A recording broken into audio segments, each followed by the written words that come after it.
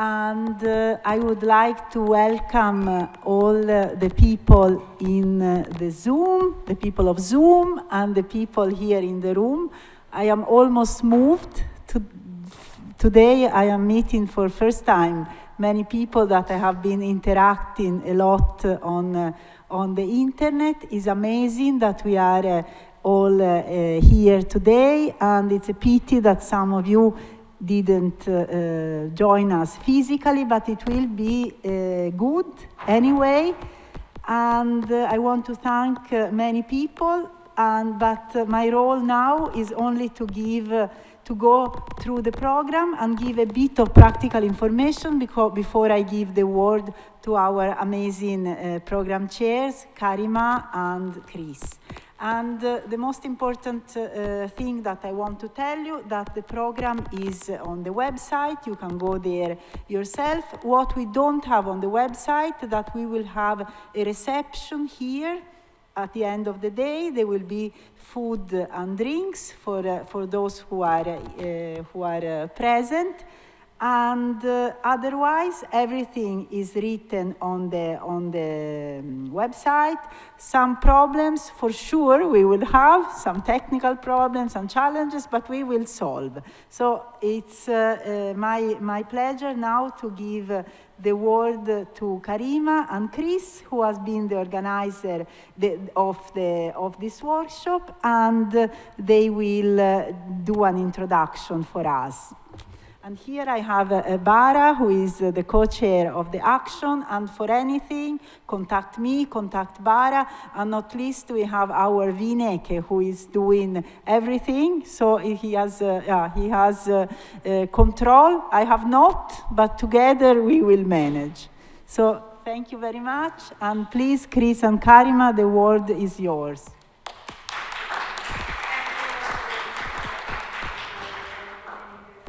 Starting and say hello to everybody. So, hola a todos, hello everyone. Chris and I are glad to welcome you to this first edition of the WIRE-EUGAIN Workshop, where actually we kept the original name WIRE and we added the name EUGAIN of our cost action that is now managing this workshop. WIRE-EUGAIN is a continuation of the WIRE workshop created and initiated by Informatics Europe. And Linda will run through its history this afternoon, and I'm sure you will enjoy it. We would like to thank you all for attending either in person or remotely to this workshop. And we are very happy to know and see that most of you could travel to Madrid. Unfortunately, Chris and I could not make it, and we are very, very sorry for that and not being able to meet you in person.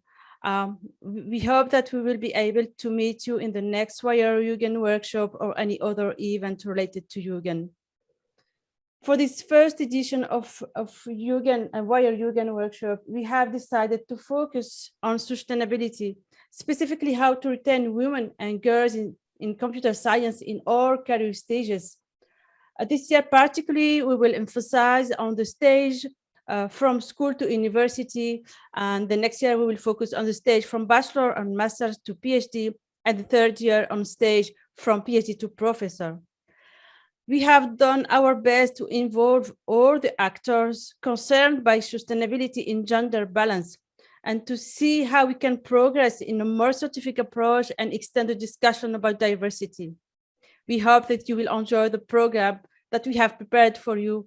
And before giving you an overview about this program, we'd like to thank first all the session chairs for inviting the fabulous speakers who will share with us all their ideas and experiences. All of the speakers for accepting the invitation and being here today. Of course, Nuria, Viniki, and Kitwan from Informatics Europe for all the logistics and their help. Leticia, Bara, and again, Viniki for looking after the workshop in Madrid and welcome you in person. Of course, all our hosts in Madrid and all who have contributed to make this workshop happen and successful. And I would like also to thank more particularly Chris, who is a wonderful collaborator. I really enjoyed working with him. Y muchas gracias a todos. Now I give you the floor, Chris. Thank you so much, Karima. It has been an absolute privilege to work alongside you to put this workshop together. Hello, everyone. We cannot wait to start this exciting workshop, so I'll be brief. Today's program generally follows the structure of the EUGAIN cost action, with a session for each of the working groups from school to university, from bachelor and master's to PhD, and from PhD to professor. In addition, we have two special sessions. In the first session, once I stop talking, we will hear the point of view of EU policymakers. And in the last session after lunch, panelists will discuss the challenges and opportunities of diversity and sustainability in computer science. There will also be breakout rooms to brainstorm and share ideas during the afternoon session. Finally, the workshop will end with closing remarks from EUGAIN's STSM coordinator, the Science Communication Manager, and EUGAIN's Vice Chair. Gender balance, diversity, and sustainable actions to support and maintain them are a long-term and ongoing issue in informatics. Speakers and participants from around the world and from outside EUGAIN have joined us today, and we must learn much from their collective experiences and wisdom. We encourage an active participation from those of us who are participating virtually, as well as those who are physically present. Facilitators will relay questions and comments from virtual participants posed in chat during the sessions. Rapporteurs will report on sessions and the discussions they invoke to help guide future strategy. We thank also all of the facilitators and rapporteurs for being so generous with their time. So thanks everybody, and also our kind hosts here in Madrid, and we wish all of us a successful and productive workshop. I'll now hand you back to Karima, who will get this workshop underway. Thank you. Thanks, Chris. So Letizia, I give you the floor now and give the floor to Mina, who will start this workshop by giving you an overview about the point of view of the European Commission regarding its support for a sustainable gender equality in research and innovation in informatics. So Letizia and Mina, please take the floor. Hi, Mina. Good morning. It's a pleasure to have you here, and we are looking forward to hear your speech to us. What are the trends in Europe? What are the policymakers asking to us, and what is your advice to us? So the floor is yours, Mina. Hello, good morning. What I'm going to do is that I will have some few minutes actually introducing you to our activities. And of course, I think that what is very, very important is, first of all, to congratulate you, to actually congratulate the organizer of this event, the cost action, so many of you being there, being present, and of course, being committed to gender equality, gender balance in research, innovation, in ICT in particular. I'm sure I see that we are all convinced that women's leadership and participation in all sectors of society is, of course, vital to build a more sustainable, more resilient, more inclusive Europe, and to build a union of equality. And for this, we have a momentum. And the momentum is, of course, you. The momentum is across Europe. The momentum is also on the political agenda of the European Commission, where actually gender equality has never been as high as it is these days. Right? Then, perfect. So I was introducing the commitment of the current Commission to the Union of Equality, where we do have a very clear statement, new strategy for gender equality, which really places the emphasis also on the gender stereotypes, which are the root cause of gender inequalities in all areas of society.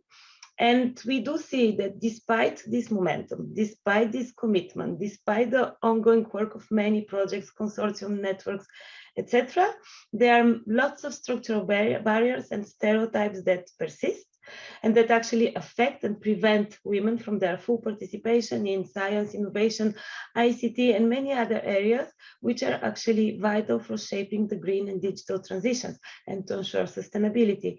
So this is why we are here today. Going into actually the more important area of research, innovation, and ICT in particular, I think that it is very important to highlight that we have been working with you since 2012 and even before, and gender equality is on the agenda of the European Research Area since 2012, explicitly addressing three key objectives. One is gender equality in all careers at all levels. Another is gender balance in decision-making and leadership positions.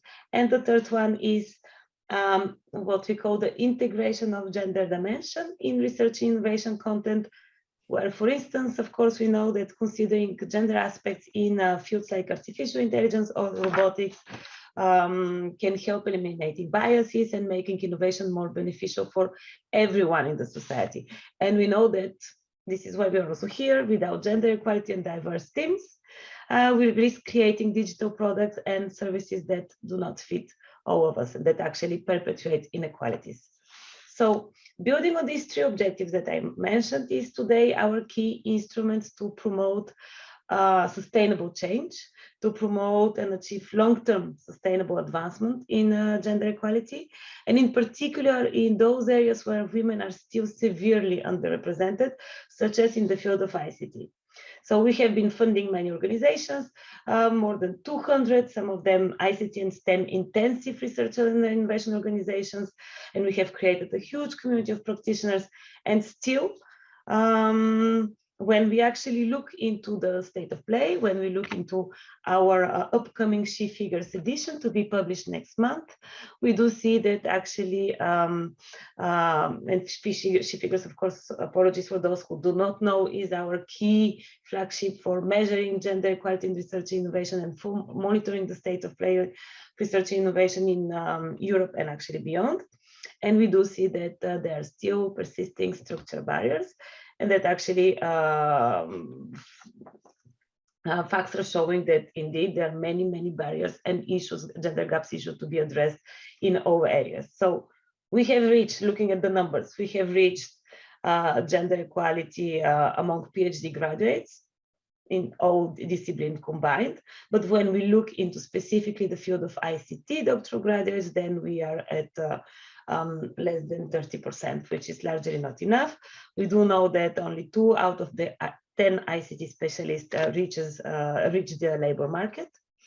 We know also that among heads of higher education institutions, the gap is huge. So women hold less than 24% of these positions, so heads of higher education institutions, and only 26% hold grade A, which is full professorship position.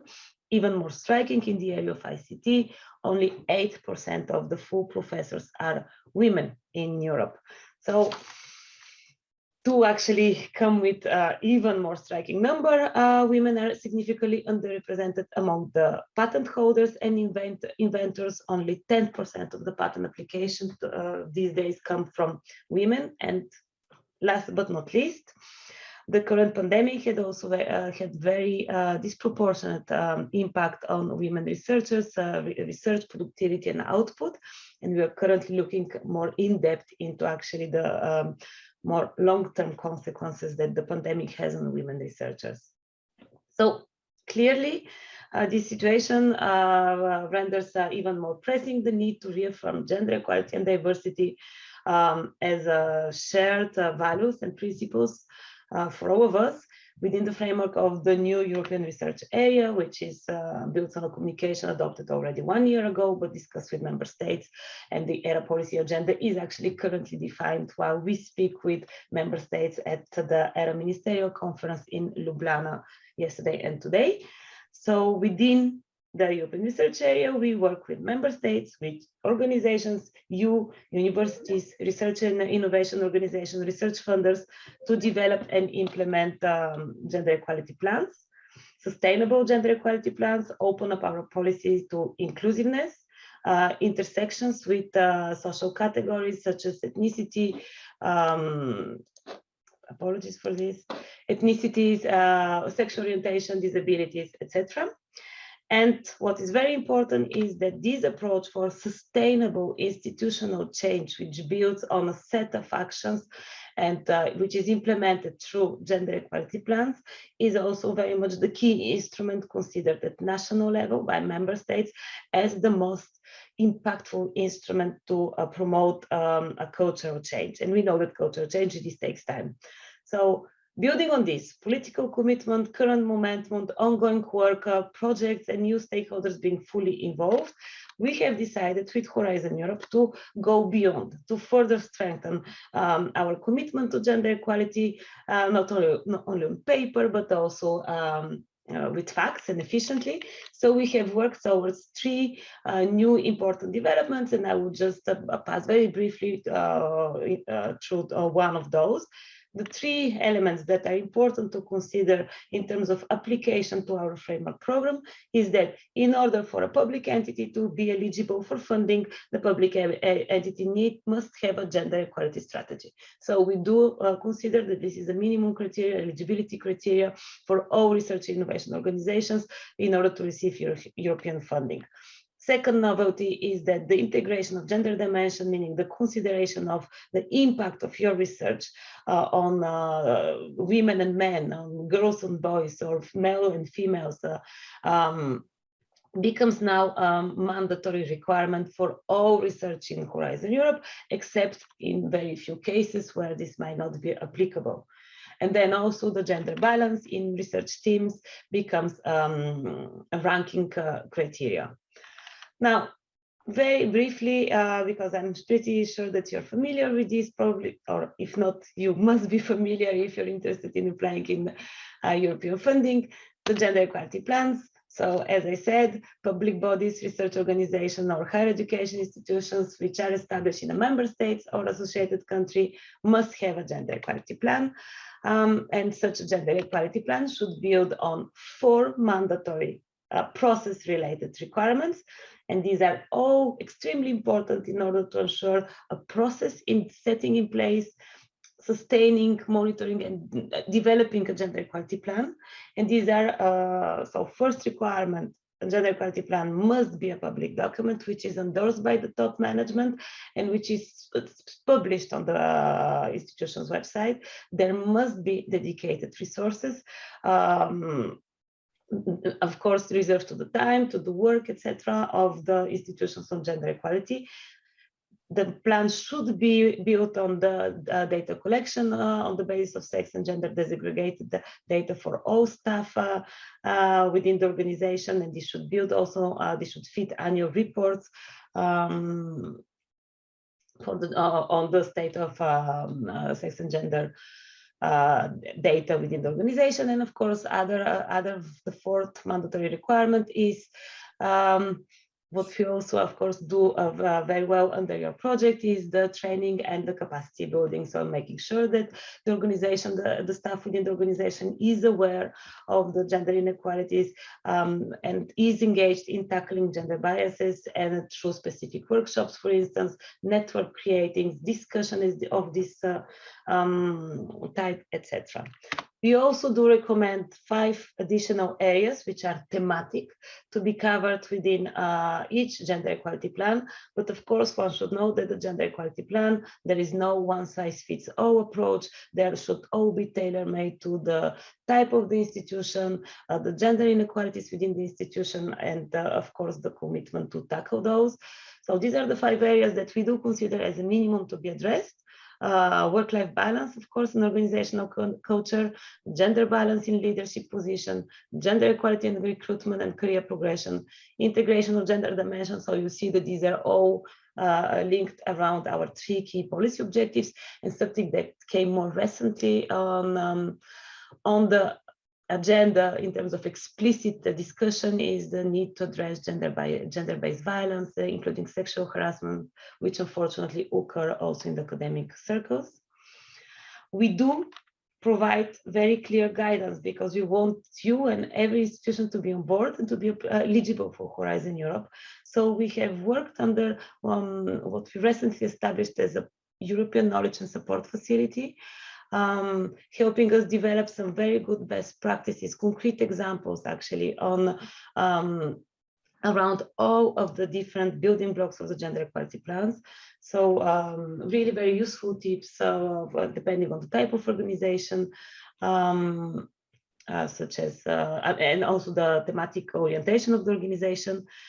We have recently published a guidance, and you have the link to this guidance, so providing, again, very good best practices examples. And we are also organizing trainings in different countries, and also together with the European University Alliances to ensure capacity building on gender equality plans. All this information is available on our website, and you have it also on my slides. I have put together 2 or 3 examples on what we actually consider good practices and which are actually listed within our detailed guidance on gender equality plans, with relevance also probably to the discussions of today. For instance, the Perspective Women in Tech Summit organized in Poland, which is supported by the government and which promotes women role models, celebrates women in computing, tech and science. Similar award also in Czech Republic, and also the STEMET organization in Ireland and UK, which provides mentoring, qualification academies, etc. So these are examples that can give you a hint also of something that might look like very, I would say, ordinary and normal to do, but which is very difficult to ensure as a sustainable activity, so that it doesn't stop at only one action and one concrete seminar or one concrete activity. So to give you also just a visual example of the good practices that we have in our guide, we have good practices around examples of dedicated resources, so creation of toolkit for gender budgeting, or different committees and community of practices that are created within universities.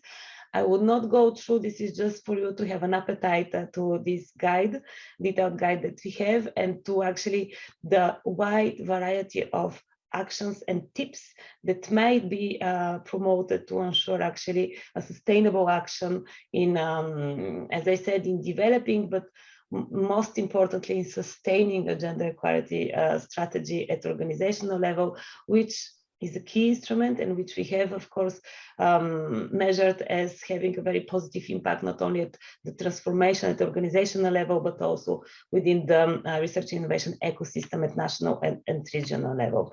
So again, this is the last slide that I will present.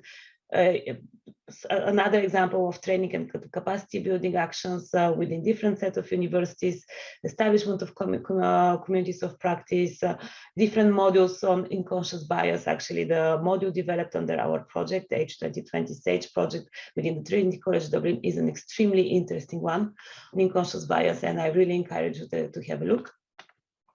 And I think that I would stop here, because what is very important is to have an interaction with you. I think that you have an extremely inspirational agenda for today.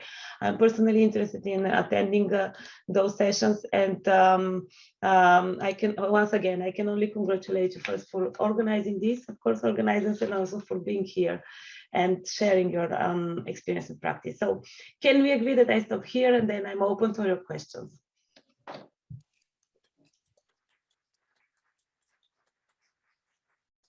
So Mina, thank you very much. And my first question is, I would like you to introduce yourself and your role, because I was not, I was so nervous about the virtual and everything that I forget to present you properly. So. And also I'm used to professors, you know, that we, even if we are presented, when the professor comes on stage, they use a lot of time to present themselves. So if you could just say 2 words about your role, I would be very grateful. And then I will give the word to the audience to ask questions to you. Of course, thank you very much for this. And again, I'm representing the institution, so this is what I'm doing. I'm presenting what we do. I'm heading the gender sector within the Director General for Research and Innovation in the European Commission. So it's a very small sector, but very committed one, acting as a cross-cutting sector across the full DG. And before that, I have been involved in shaping the European Research Area policy. So this is why also we have a very, I would say, ambitious agenda on gender equality within the European Research Area framework. Thank you very much, Mina. So we give the word to the audience, and if there, while we wait to monitor the chat, I would like to ask the audience here in the room if anybody has a question.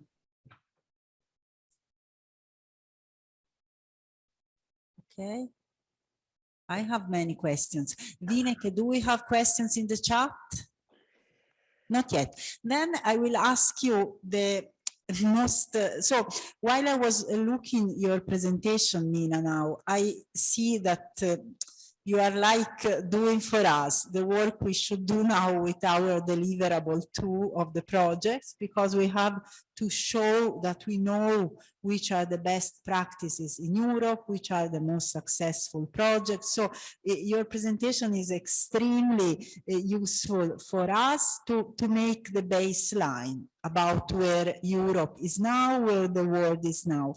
But if you have to give us an advice, we are a network of 38 countries. I count 117 people in this network. What is your advice? What should we do to do something more than what has been done until now? Well, interesting question. Of course, I think that once you have already started doing the most important thing, which is having the overall commitment to make a change. We all know that we're in a time that we should all be actors of change, regardless of the level. Those that are responsible for introducing the change, of course, are member states and the research and innovation organizations. One thing is to know is that one should be patient, ambitious, and restless. And fighting for gender equality and achieving gender equality is being able to communicate, coming with good ideas, engaging with the top management, and making sure that actually everyone is on board. Because as you are saying, having targeted actions are very good.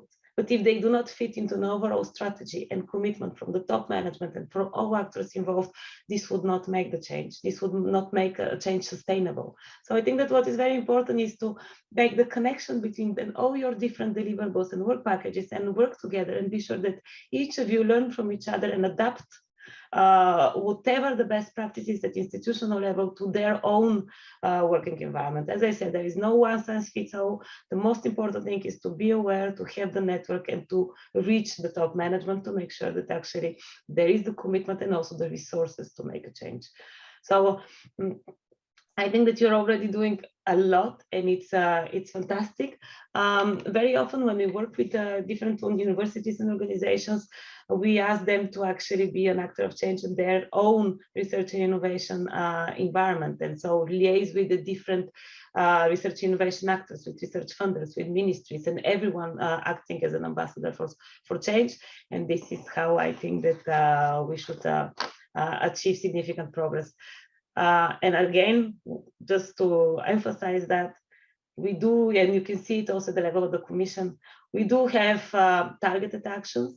Like we came this year with a very innovative new action, which the Commissioner Gabriel promoted, as she's also very much committed to gender equality in all areas of her portfolio.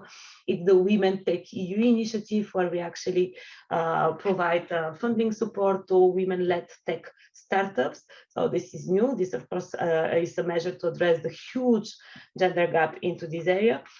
But we do not consider this as sufficient. We try to have this into an overall strategy where actually we do aim at an institutional change, building on all the different blocks that I have presented, and I hope we can discuss, or you will discuss during the different sessions, combined with targeted and how to say limited in time action. Thank you very much, Mina. There is a question in the chat. If you can read it, Vineke, it would be very, very good. Yes, it's a question from Lucia Happa, and she asks, Mina, you said that only 10% of patents are for women. Have you also information about the art of the patents? Are these patents technical, or are these the accepted patents? Well, these are accepted patents, but I do not have more information on this. I mean, this is coming, is a snapshot from our Shipmakers edition. What I can do eventually is to come back. I mean, this comes from the official patent office, so we can check again for more detailed information and sending it here. I do not have more granularity on this data. Thank you. Thank you. Any questions in the audience? Yes. Wait. The microphone will come. Thank you. I just would like to ask about the presentation. That presentation available for us? Yes, very good questions. All the presentations will be uploaded on the website of the program. Okay, thank you very much. Thank you to you. Yes, indeed, if I can say just for our presentation, at the end of my slides, I have made 2 different slides with useful information where you have a link to our webpage. And for those that are interested to know about the mutual learning workshops that we have or trainings at national level, please go and have a look. For instance, we are now organizing a training for 3 countries until the end of the year. One is in Greece in 2 weeks, and then we have in Hungary and in Croatia on the capacity building for gender equality plans. And as of January to July next year, we will also have trainings in Italy and I think in 6 more countries. Most of them are actually from Central and Eastern European countries, and we do have also in Italy a training, I think, in June. So you can have much more information in terms of timeline and concrete activities on our webpage. Go and have a look. I strongly encourage it. So there is another question in the chat from Lucia, but first I want to use this occasion, Nina, to do a reflection together with you, together with all the people, because after 1 year we have been working 1 year in this action, and what I start to understand now in my head, that the 117 people, we are not the leaf of the organization, but we are like the ambassadors in our countries. So what is very important, that when I go back to Norway and Zeynep go back to Turkey, it's there that we start to work.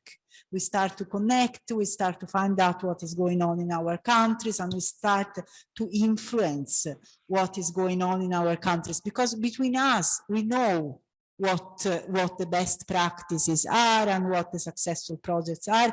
And now it's a matter of bringing this knowledge down to our universities and to our countries and policymakers in our own countries, as I understand now. Yes, so shall we, do you want to comment, Nina, or is... I think this is great. I can only congratulate you for this. Indeed, I am very happy, because this is how the way it should be done. So starting by creating a network, and then each of you starting by acting as their own network and engaging further and acting as an ambassador. So this is great. I'm looking at the question in the chat, actually, from Lucia, and I will be more than happy that you share with us what do you think that are the main reasons for preventing women entrepreneurs, more women entrepreneurs. What we do, of course, is that we are trying to address those gaps. Of course, we are looking into the venture capital funding, we are looking into some specific disciplines, we are looking into innovation and broadly within the European Innovation Council, and we do see that there is a huge gap. We don't know what the gap is. That's why we proceed with different targeted measures, trying to address the different gaps that we consider that might be there. These are soft measures, these are hard measures. These are measures linked to mentoring, providing different training, advice, coaching, etc. And we do have a new program within Horizon Europe, the EAC, which is the Women Leadership Program, and it's also on our website. So I was just looking for the exact name of the program actually to give it to you, but I can send it also in the chat. So it's a program that actually aims exactly at providing some specific soft skills training to women on developing more entrepreneurial skills and in spirit, etc. But is this enough? I'm not convinced at all. This is why you also have some targeted measures to support women-led companies. But what do we do before, actually? How do we address that? So our commissioner has been working for many years by supporting role models, giving visibility to those women, providing them the floor to actually give more inspirational speech. I mean, the Commission has been working on attracting more women into STEM fields through different policy instruments, such as the digital education plan, starting from education yet, such as the European education area, the skills agenda, etc. So there are many instruments trying to address this huge gap in entrepreneurship. But we are also looking into collecting your feedback on what are the most appropriate measures. And by the time we speak, actually, Commissioner Gabriel is participating in the STEM forum, which actually gathers 14 to 18 years old boys and girls discussing exactly the type of stereotype and measures preventing more women to develop more innovation-oriented approach and culture. And actually what I didn't present in my last slide was that indeed under Horizon 2020, we have funded 2 projects to develop more inclusive, innovation-oriented education at the very early stage, so working with formal and informal establishment to prepare what we call the future women innovators. And indeed, we do have a prize in the Commission awarding women innovators. We have a prize for raising young innovators, and then typical women innovators with experience for age 35 years and beyond. So we do have many measures to address those. Again, we try to have a more comprehensive strategy. If out of this discussion you have some innovative ideas or some ideas that you want to share, I personally would be very interested, because we are actually collecting feedback to develop some sort of a more comprehensive support to women entrepreneurs. Thank you very much, Mina. Does anybody have a final remark? We have just 2 minutes before the next session. Bara, do you want to share anything? Just, thanks a lot to Mina for the talk. I just wanted to say that I think it's very important to share these best practices across Europe. So also, like, if you are running some studies, for example, on understanding certain aspects, to let us know and involve us. I think we would be very happy to get on board. I know that there are certain things like run across educational institutions, for example, etc. So just it would be great to be in touch on that. So if there is a plan to run such studies, we'll be happy to get in touch. So let us give an applause to Mina, who chose to give us time in a busy daily life. Thank you very much, Mina. Thank you.